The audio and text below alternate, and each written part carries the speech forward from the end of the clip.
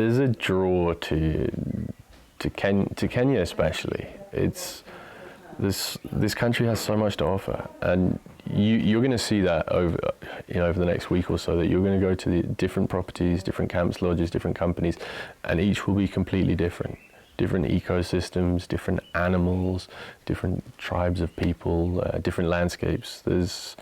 I've been in Kenya for 3 years now, and I've barely scratched the surface of what it has to offer.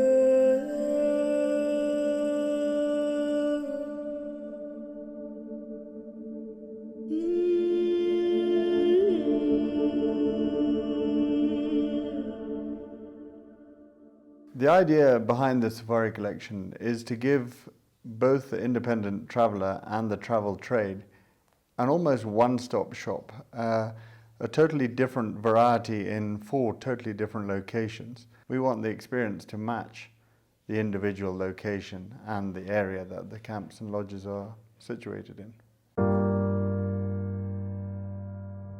Sala's camp is located right on the Serengeti-Mara border. It's in an exclusive area of the Mara, and basically with that exclusivity, that comes privacy and just the most amazing game viewing opportunities. The location is fantastic in terms of when the migration comes into the Mara and when it's leaving, and throughout the main high peak seasons. I loved the fact that they had a Maasai spotter who would stand up in the back of the van in his beautiful red garb. To me, that was just, it was just amazing. You had your Maasai guide and you had the Maasai spotter. And playing volleyball in the Sand River was epic.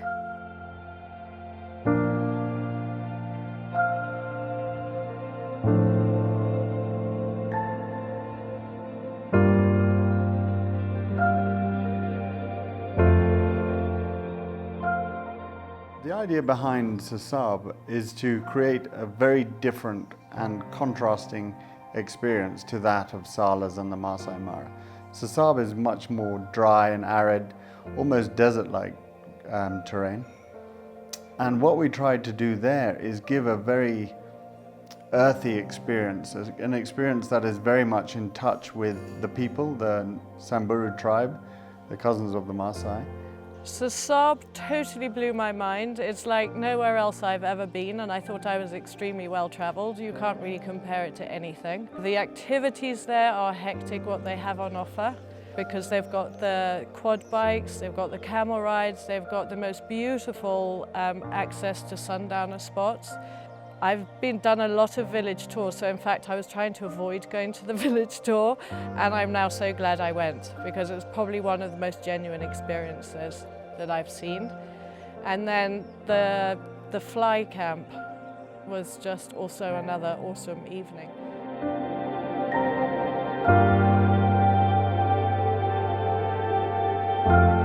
Because Solio is located on the equator, but it's nestled between Mount Kenya and the Aberdares, you have so many different vast experiences there. So for example, taking the helicopter up Mount Kenya is a morning activity to go trout fishing in the glacial tarns. 20 minutes away you're in almost tropical forest or moorlands on the Aberdares. You know, the variety in and around Solio is huge.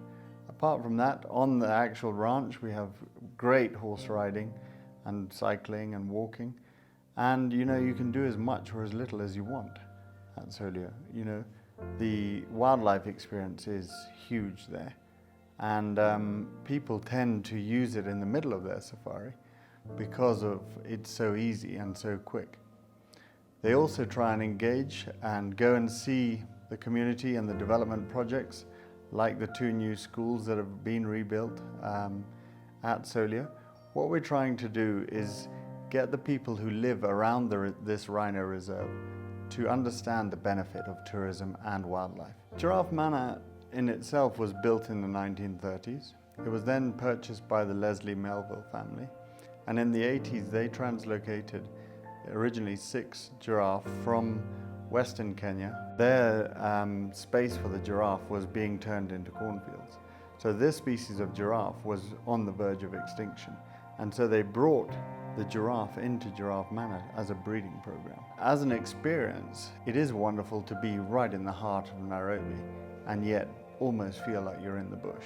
You know, the giraffe experience is right there. You step off the plane, half an hour later, you're immersed in, you know, wildlife with the warthogs and the giraffes, and what better way to start a safari?